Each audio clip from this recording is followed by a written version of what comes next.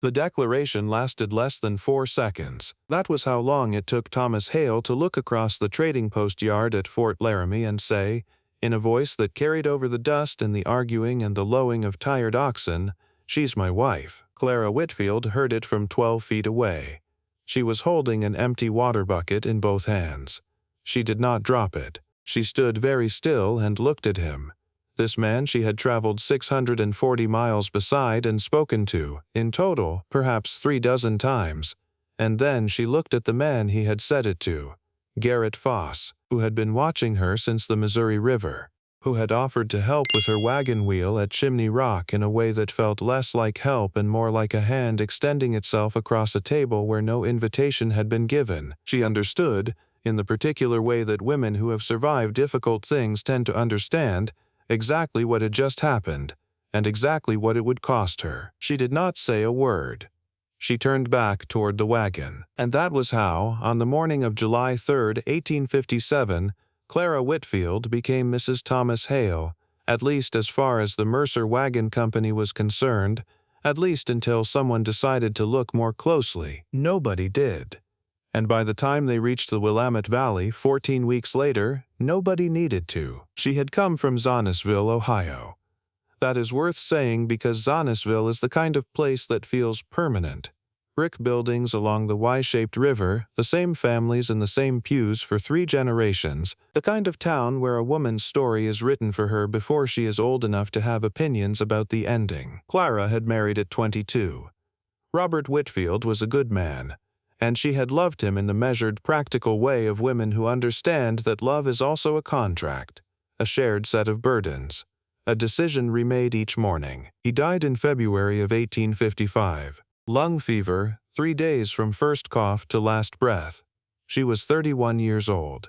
They had no children. What followed was not grief so much as a narrowing. The house went first. It had been Robert's family's house, and his brother needed it. Her own family, back in Coshocton County, had enough troubles without adding a childless widow to their table. She spent 2 years in careful suspension, boarding with a school teacher she barely knew, taking in sewing, making herself small. The letter from her brother-in-law in Oregon came in the autumn of 1856. Daniel Whitfield had gone west in 1853 and by all accounts had done well. Good Valley land south of Salem, a farmstead, a wife, 2 sons. His letter was brief and surprisingly generous. "Clara, there is a parcel of land on the eastern edge of my claim that I have been holding. If you will come out and work it, it is yours. Robert would have wanted you settled." She read that letter 6 times on the day it arrived, and then folded it inside her Bible, and spent 3 months deciding. What she was afraid of was arriving to find that Daniel had changed his mind, or that the parcel was rock and scrub, or that she would cross 2,000 miles of continent and still end up at someone else's table, at someone else's mercy, with nothing that was hers. What she wanted, and this she barely let herself say aloud, even in the privacy of her own chest, was a door she could close from the inside, a piece of ground that knew her name, a life that was not borrowed. She booked passage with the Mercer Company out of Independence in April of 1857. She paid her own way. She had a wagon, 1 yoke of oxen, a milk cow, and a carefully packed trunk that included her sewing kit, Robert's compass, and Daniel's letter, which she kept inside the Bible, which she kept inside the flour sack, wedged beneath the wagon seat where she could touch it with her foot each morning to make sure it was still there. The Mercer Company was 22 wagons, 47 adults, 19 children, and more livestock than anyone kept an accurate count of. Thomas Hale had been hired as captain for the season, his 3rd crossing. He was 38 years old, lean in the way of men who do not sit still long enough to put on weight, with a face that had been weathered by 2 previous summers on the trail into something that looked older than his age in repose and younger when he smiled, which was not often. Clara noticed him the way she noticed the weather, as something relevant to her safety that she had no control over. He ran a tight company. He called camp at reasonable hours. He settled disputes with the minimum words required to settle them and no performance of authority beyond that. She respected him the way you respect a good axle. You only think about it when something goes wrong. Garrett Foss was different. Foss was 43, a widower from Indiana with 2 teenage boys who mostly kept to themselves and seemed embarrassed by their father in ways they were too young to articulate. He had money, or said he did. He spoke too loudly at the evening fires about the land he planned to claim in Oregon, the house he would build, the life that waited for him at the end of the trail. He found reasons to walk past Clara's wagon in the evenings. He had offered his help at the river crossings in ways that required him to take hold of her arm, her elbow, her wrist. She had managed him the way she managed weather of a different kind, with careful positioning and preemptive exits and a face that gave him nothing to work with. But at Fort Laramie, something changed. Fort Laramie sat at mile 640 where the Laramie River met the North Platte. By the standards of what lay ahead, the Alkali Flats, the brutal stretch before Fort Bridger, the Snake River crossings, the Blue Mountains, it was a place of almost extravagant relief. There was a blacksmith, there was a sutler's store. There was the sense, however false, of a world that had not entirely forgotten what civilization felt like. The company arrived on July 2nd, a Wednesday, the sky bone white with heat. Thomas had given 2 days for rest, resupply, and repairs. Clara had a wagon wheel that had been wobbling since Scott's Bluff, and she needed flour, and she wanted to post a letter to Daniel telling him she was still alive and still coming. It was the letter that did it, in the end. She was at the sutler's counter, asking for paper, when Foss appeared behind her. He had apparently been at the fort already. He smelled of whiskey, which was not like him, or perhaps it was exactly like him in ways she had not yet encountered. He stood too close. He spoke into the back of her neck. "I've been thinking," he said, "that a woman traveling alone out here is in a precarious situation." She did not turn around. "I am managing well enough, a woman with good land waiting and no man to help her work it." He said this like he was doing her the favor of noticing. "I've been thinking we might have a conversation about practical arrangements." She paid for the paper. "I appreciate your concern, Mr. Foss," she said, in the tone she had developed in 2 years of being a woman without a household, polite enough to pass for civility and cold enough to function as a wall. He followed her outside anyway. And that was where Thomas Hale happened to be standing, talking to the fort's blacksmith about the wheel, because he had noticed the wheel, as he noticed most things about the wagons in his company, with the quiet attention of a man who understands that one broken axle can cost a family everything. He saw Clara come out of the sutler's. He saw Foss behind her. He read the set of her shoulders and the pace of her walk, and he understood the situation in the same direct, unadorned way he understood most situations on the trail, as a problem with a solution. He stepped forward. "Clara," he said, and his voice was easy, almost warm, with a familiarity that had never existed between them. "There you are. I was looking for you." She stopped. She turned. He was already moving toward her, already positioning himself between her and Foss with the simple geometry of a man who knows how to use his body as a kind of punctuation. "Foss," he said, as if only just noticing him. And then, to make it clear, to close the door, to end the conversation that had been happening without him. "My wife needed some things from the store." The silence that followed lasted perhaps 2 seconds. Then Garrett Foss said, in a voice gone very careful, "I didn't know you were married, Hale." "Most men don't announce it," Thomas said. Foss looked at Clara. Clara, who had by this point understood exactly what was being built around her, looked back at him with an expression of perfect, unreadable calm. "We married this past winter," she said, "in Independence." And then, because she was a woman who noticed details, she added, "Before we knew we'd be in the same company." Foss nodded. Once. He walked away. Thomas watched him go. Then he looked at Clara. "The wheel needs attention," he said. "I know," she said. "I'll see to it this afternoon." "Thank you," she said, and then, because someone had to, "for the other thing as well." He nodded. He went back to the blacksmith. They did not speak of it again that day. But the next morning, when the Mercer Company rolled out of Fort Laramie heading northwest along the North Platte, something had shifted in the geography of the wagon train. Clara's wagon was positioned directly behind Thomas's. It had always been near the front, but now it was directly behind his, close enough that if anything went wrong, he would hear it first. No one said anything, no one needed to. Garrett Foss moved his wagon to the middle of the train and kept it there all the way to Oregon. The thing about a lie on the trail is that the trail doesn't give you much space to maintain it carefully. By Fort Laramie, a wagon company has been together long enough that everyone knows everyone's business. Who snores, who argues after sundown, whose children eat more than their share at the rest stops, who cries when they think no one can hear. Privacy is a rumor on the Oregon Trail. There are no rooms to retreat to. There is only the wagon and the fire and 12 feet between your bedroll and the next family's bedroll. So when Thomas Hale's wife was suddenly known to be traveling in the wagon behind his, the company's attention turned toward them both with the gentle, relentless interest of people who have nothing else to look at for the next 1,500 miles. The women came first. Margaret Lear, whose husband drove a 2-wagon rig with 6 children and a goat that had opinions about everything, found Clara at the evening fire on the 3rd night out of Fort Laramie, and sat down beside her with a cup of chicory coffee and the particular warmth of a woman who has decided to make you her project. "We didn't know you two were married," she said, without prelude. Thomas never said a word. "He doesn't say much," Clara said, which was true. She was grateful for that truth. "Is it recent?" "Recent enough," Clara said. "We were still learning each other when we joined the company. I think we didn't want the attention." Margaret nodded like this made perfect sense. It did make sense. On the trail, couples who had married recently sometimes kept it quiet for exactly that reason. The teasing, the questions that followed newlyweds like a second shadow. "Well," Margaret said, "you should know you're always welcome at our fire. A young wife on the trail needs company." Clara was 33 years old and had been widowed for 2 years.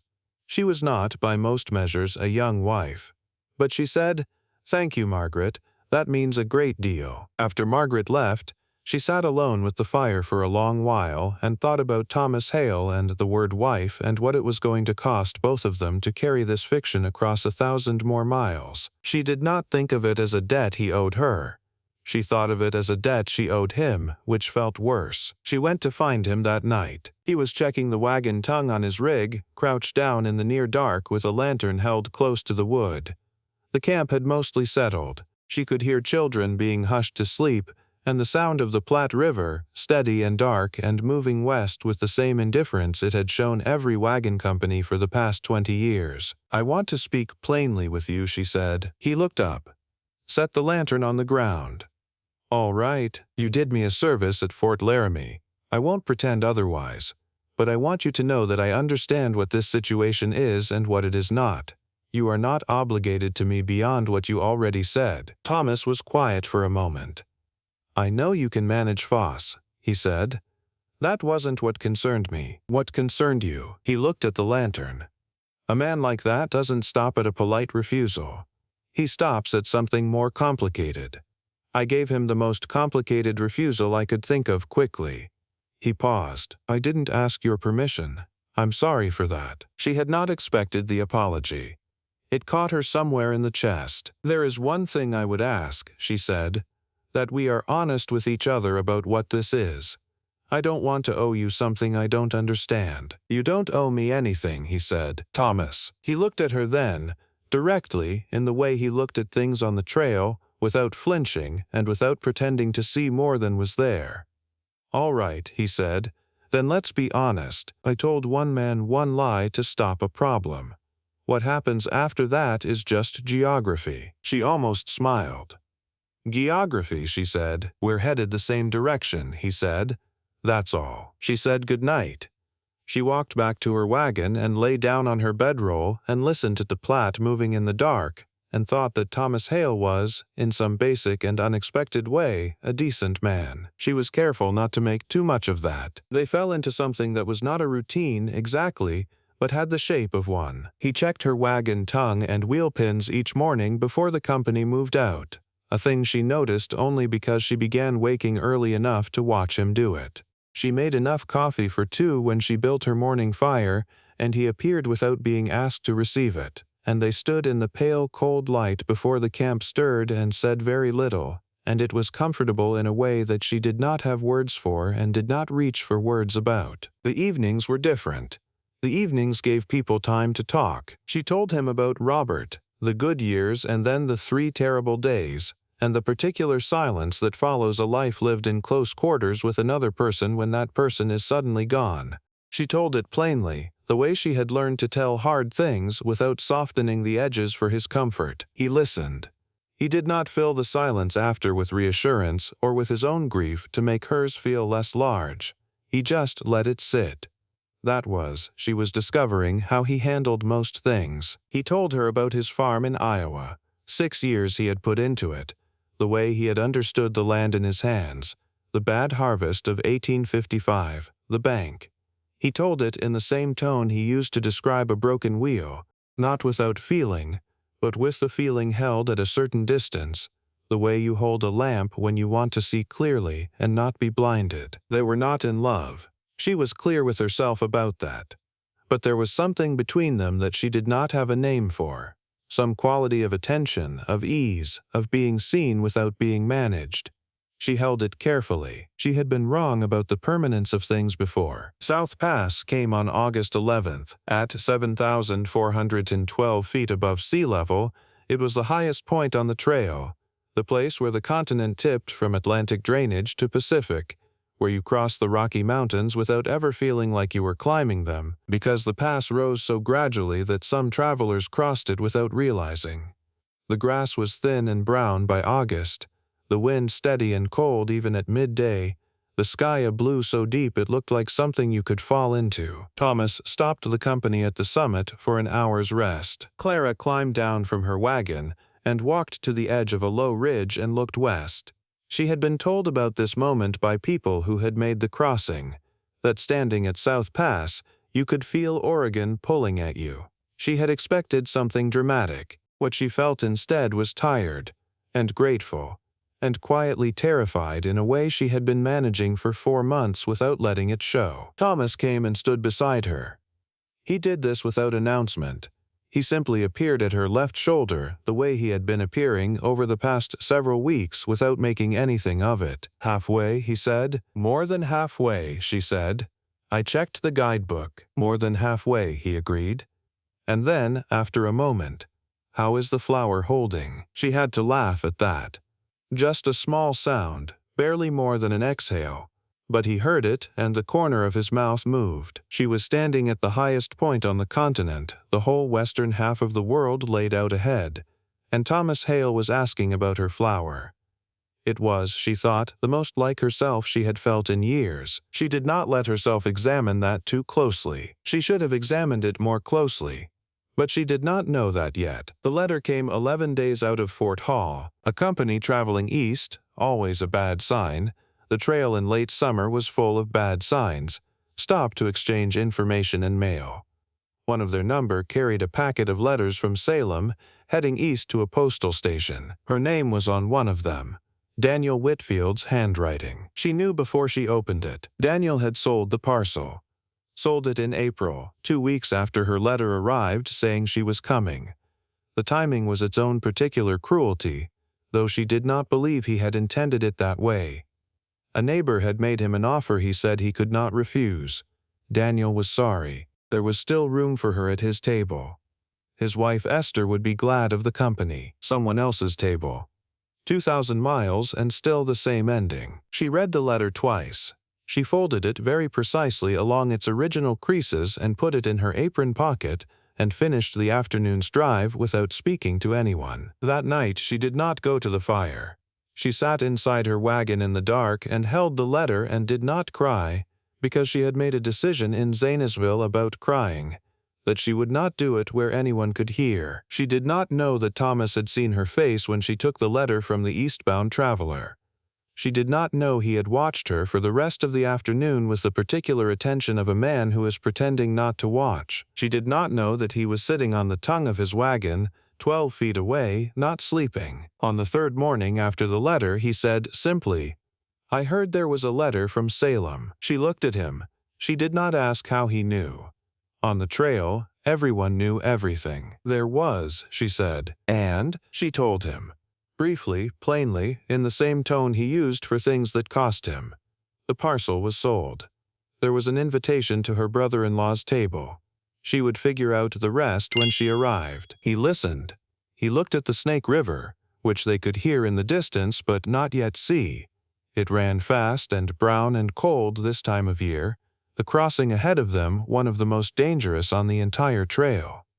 He said, "What do you want to do?" "I don't know yet," she said, and because she was honest with him, she added, "That's the first time in 4 months I haven't known." He nodded. He let it sit. What he said eventually was, "You don't have to know yet. We've got the Blue Mountains and the Cascades still ahead. That's enough to worry about." It was exactly the right thing to say. Not comfort, not silver linings, just the next thing, just geography. She had been wrong about him in the beginning. She had thought he was a man of minimum words because he had minimum to say. She understood now that he was a man of minimum words because he was careful with them, the way she was careful with her flour, measuring out only what was needed, nothing wasted. The Blue Mountains hit them the first week of September. If the trail had a place where it finally said enough, where the accumulated weight of 5 months' worth of hardship pressed down all at once, like a hand flat on the chest, it was here. The climb into the Blues was steep and unrelenting. The trail narrowed to passages where 2 wagons could barely pass, the oxen straining and blowing in the cold air, the wagon beds tilting at angles that made everything inside shift and crash. The smell of pine sap and cold stone replaced the sage and alkali dust they had carried since Wyoming. The sound of wagon wheels changed, from the flat grinding of dry plain to something sharper, more precarious, on the loose shale of the mountain switchbacks. 3 wagons lost wheels on the ascent. One family's ox broke its leg on a loose stone and had to be put down right there on the trail, the father kneeling beside it in the mud, while the children watched and he did not let himself look at his wife's face. Clara's wagon made the climb, but barely. The wheel Thomas had repaired at Fort Laramie, the one he had noticed and attended to before she asked, cracked on the descent. Not broke, but cracked. He splinted it with iron banding and rope without being asked and told her it would hold to the Dallas. It held. She thought about that, riding down the eastern face of the Blues with one foot resting against the flour sack where Daniel's letter now lived alongside Robert's compass. The wheel he had noticed and repaired and then reinforced, 3 times now, across 600 miles. The geometry of small attentions. How much of the trail she had made it through on things she hadn't known to ask for. They came down out of the Blues on September 8th. The valley below them was green in a way that Clara had almost forgotten green could be, deep and wet and full, after 5 months of dust and alkali and brown grass going brown.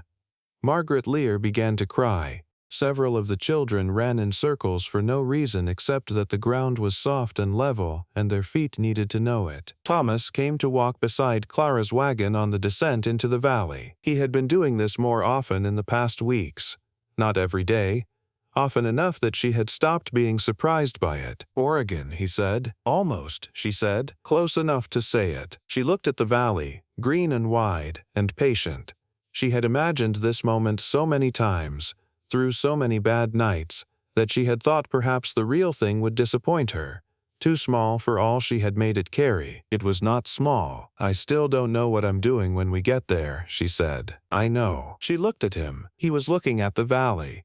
He was quiet for a long moment in the way that meant he was choosing words with care. "I've been thinking," he said, "about what comes next, for me. I've been running wagon trains for 3 years. I have some money saved. I was thinking about land. South of Salem, good valley land." She waited. "I was thinking," he said, "that some of it, a fair amount of it actually, might benefit from being worked by 2 people instead of 1. The valley was spread out below them, green and wide and patient. Clara could hear the children still running somewhere behind them, their voices high and bright in the September air. The oxen plodded forward. The hawk turned slow circles above the ridgeline. "Thomas," she said. "Yes, you told 1 man 1 lie to stop a problem." "I did. And you said what comes after that is just geography." "I said that," he agreed. "Well," she said, looking back at the valley, We've covered the geography." He didn't say anything for a moment. And then, we have. The Willamette Valley opened below them like something the continent had been saving. The air smelled of rain and green things and river water. The light, this late in September, had gone gold and low and particular, the kind of light that makes even plain things look like they mean something. "I'm not in a hurry," she said. "I've been hurried toward enough things in my life." "Neither am I," he said. They walked down into the valley together, his wagon and hers, the Mercer Company spread out behind them like the tail of something long and slow, and finally, improbably, arrived. The record shows that Thomas Hale filed a land claim south of Salem in October of 1857. It shows that Clara Whitfield married Thomas Hale in a civil ceremony in Oregon City on October 14th, 11 days after the Mercer Company completed its journey. What the record does not show is the moment on September 8th when she tucked Daniel's letter inside the flour sack alongside Robert's compass and did not take it out again, or the morning in the Blue Mountains when Thomas put iron banding on a cracked wheel before she woke, and never once mentioned it, or the night at South Pass when she looked west and let herself feel something she had been holding at a careful distance, and he stood beside her and said nothing, and it was enough. Some things do not make it into the record. They make it into something else. The habit of a door left unlocked, the particular way two people learn to take up the right amount of space beside each other, the quiet at the end of a long day that feels different from being alone. He had told one man one lie at Fort Laramie to stop a problem. That was true. By Oregon he meant every word of it. He had meant it, perhaps, longer than he knew. But this is the Oregon Trail, and meaning things quietly, in the space between what you say and what you do, between the borrowed name and the real one, between the declaration and the truth it slowly grew into, was always how the real stories traveled.